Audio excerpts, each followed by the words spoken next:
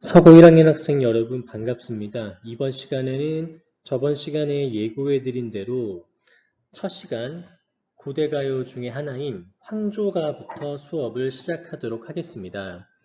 황조가는 고대가요라고 불리는 갈래의 작품인데요. 고대가요는 부족국가 시기부터 삼국시대 초기까지에 불린 노래들을 고대가요라고 합니다.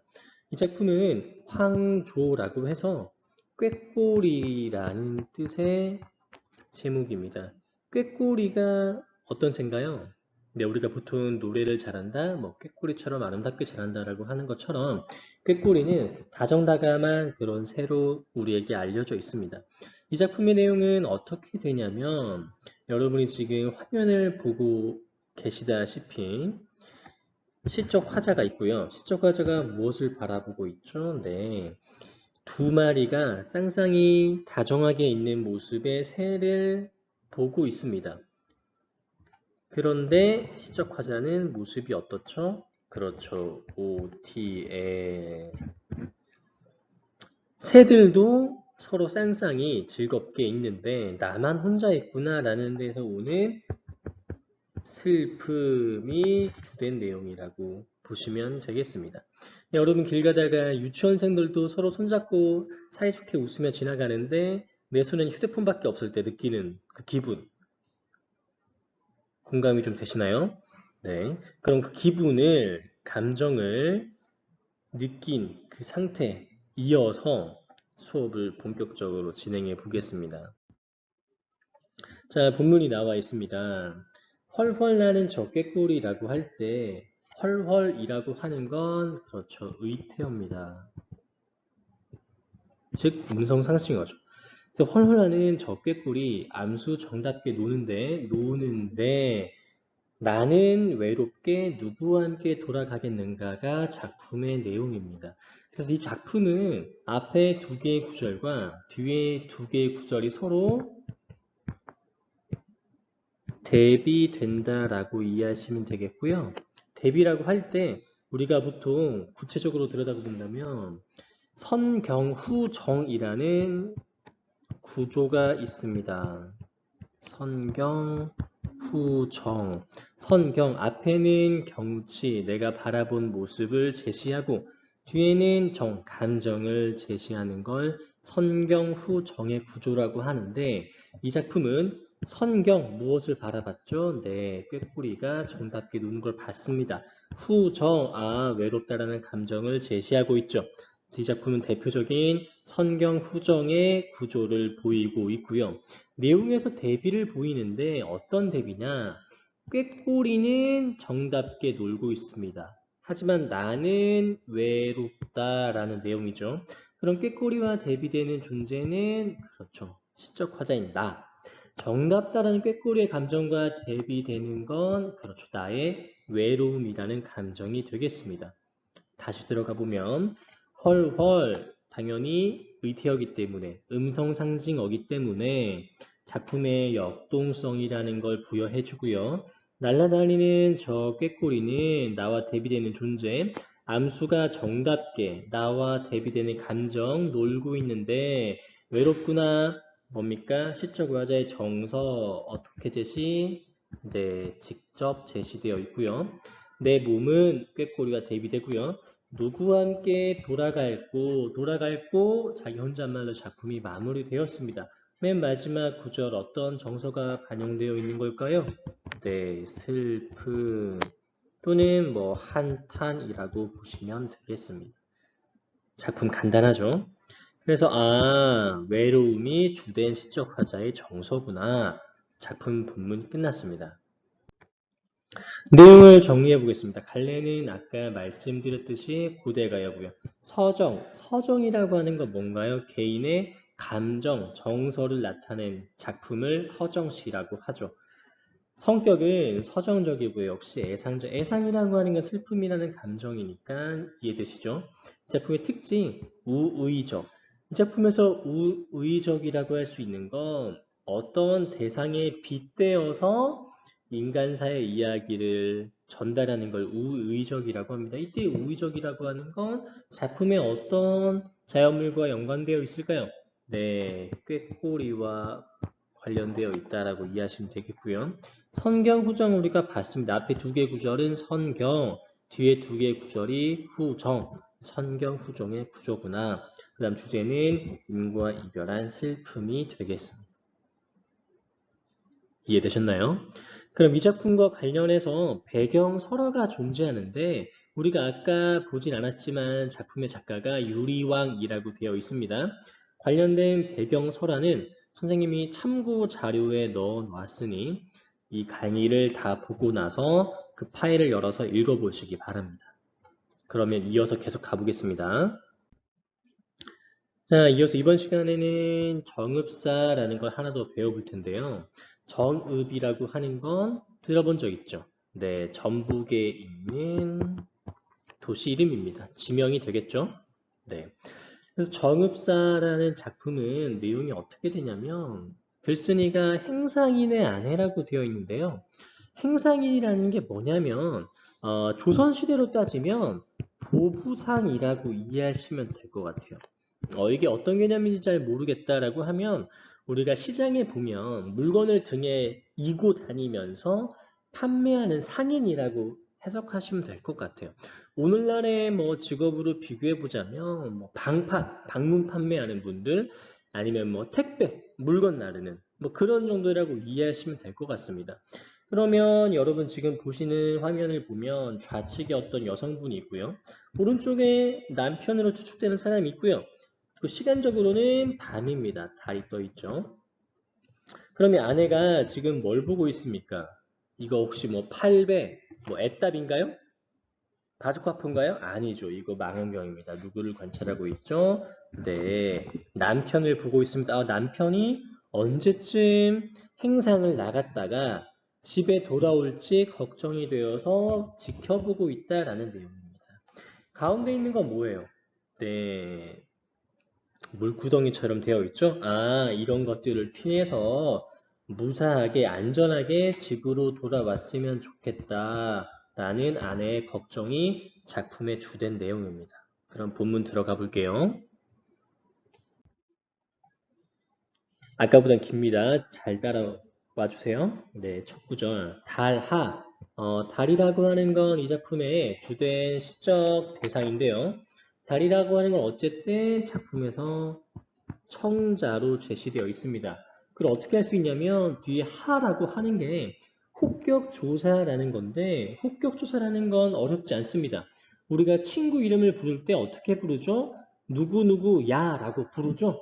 그래서 누구누구야 또는 아에 해당하는 걸 혹격조사라고 하는데 이러한 혹격조사 하가 쓰여 있는데 이 하는 높임의 의미가 있는 혹격조사라는 걸 나중에 중세국어 문법 시간에 배울 겁니다. 어쨌든 달이라고 하는 대상을 높여서 직접 부르고 있다라고 하면 달이라고 하는 건 과거 옛날에는 하늘에 떠 있는 해와 같이 보통 숭배의 대상 또는 절대적인 존재를 의미했습니다. 이 작품에서도 달아 높이 떠올라서 멀리 비춰주세요라고 내용이 이어지는데 우리가 아까 내용을 대충 훑어봤지만 아내가 밤에 남편이 무사히 돌아오기를 걱정하면서 부른 노래라고 했죠. 그럼 달이 높이 떠서 멀리 비추면 남편이 오는 길이 밝아서 좀 더 안전하겠죠. 그래서 이 작품의 달은 청자임과 동시에 어떤 의미를 갖냐면 기원의 대상이라는 의미를 갖습니다. 기원, 내가 소망하고 기원하는 걸 들어줄 수 있는 존재 또는 어떤 의미를 동시에 갖는다라고 할 수 있냐면 기원의 대상인과 동시에 광명의 대상이라고도 해석하기도 합니다. 광명은 말 그대로 환한 존재라는 거죠. 그래서 달이 세상을 환하게 밝혀주는 존재다. 두 가지 의미를 보이고 있고요. 그래서 달아 높이 돋우셔 떠올라서 멀리 비추어 주세요 라는 내용입니다. 높이 곰, 머리 곰 할 때 이 곰이라고 하는 건 어떤 의미를 가지냐면 강조의 의미입니다. 보다 높이, 보다 멀리라는 뜻으로 해석하면 되겠습니다. 달아 높이 떠올라라.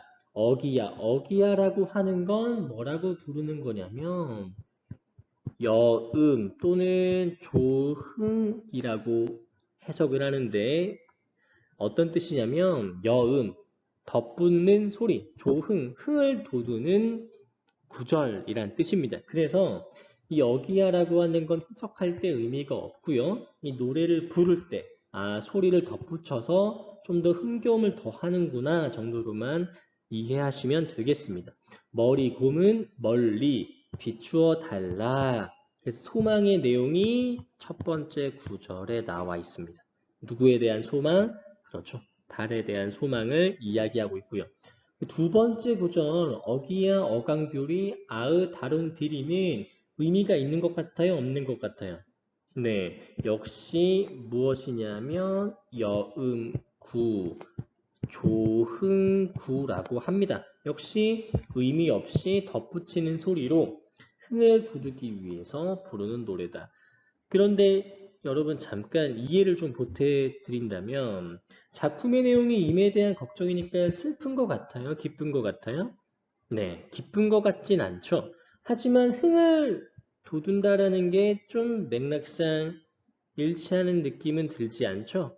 그래서 이걸 어떻게 해석할 수 있냐면 아마 이때 당시에 많은 아내들이 모여서 남편을 기다리면서 이 노래를 불렀겠죠. 집안일을 하면서. 그러니까 집안일을 할 때 노래를 부르니까 뭔가 흥겨움을 덧붙여서 노래를 만들어서 불렀겠죠. 그런 맥락으로 이해를 하시면 될 것 같아요. 조흥구라는 건. 세 번째 구절. 저제 너려 쉰다 얘들아 여기서 저제라고 하는 건 외우는 수밖에 없습니다. 어떤 뜻이냐면 시장이라는 뜻입니다. 시장. 그럼 시장에 다녀온다. 누가? 남편이. 그렇다면 이 저제라는 단어는 어떤 의미를 가지냐면 이 작품에서 남편의 직업을 추측하게 하는 소재라고 볼 수 있겠죠. 그래서 저제 시장에 여러신 고요. 시장에 다녀오신다고요. 라고 해석하시면 되고요. 어기야, 어기야는 첫 번째 구절의 어기야와 똑같이 의미는 없습니다. 여음, 덧붙는 소리고요. 증대, 증대라고 하는 건 질퍽질퍽한 진곳이라고 직접적으로 해석을 하시면 되는데 이 작품에서 증대는 진곳, 질퍽질퍽한 곳이라고 하는 건 물이 막 고여있는 곳이니 위험한 곳이라고도 해석이 가능하죠. 그래서 보통 일반적으로 진 곳을 위험한 곳으로 해석을 많이 합니다. 위험한 곳. 그래서 위험한 곳을 발로 디딜까봐 올쉐라, 리을쉐라라는 건 외우는 게 좋습니다. 어떤 뜻이냐면 두렵다라는 뜻입니다.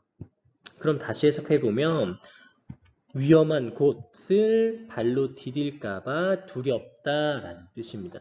그래서 이 두렵다라고 하는 건 어떤 정서죠? 네, 걱정이라고 해석하시면 되겠습니다. 그 다음 구절.